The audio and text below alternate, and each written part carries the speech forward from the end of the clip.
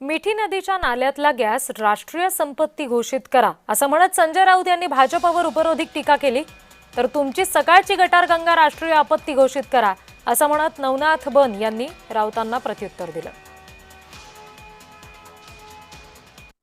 मोदींनी जी योजना सांगितली आहे की गटारातून गॅस काढायला पाहिजे, त्यात एक पाईप घालायचा, तो पाईपातून गॅस येईल, मग तो आपण स्टोवला किंवा गॅसला लावायचा, मग अन्न शिजवायचं, चहा शिजवायचा। ही मोदींची जी योजना आहे ती मिठी नदीच्या माध्यमातून मोठ्या प्रमाणामध्ये साकार होऊ शकते। जिथे जिथे गटार आहेत त्या गटारांची किंमत आता वाढली आहे। भारतीय जनता पक्ष आता गटारांना राष्ट्रीय संपत्ती घोषित करा असे सांगण्याची स्थिती मला दिसते।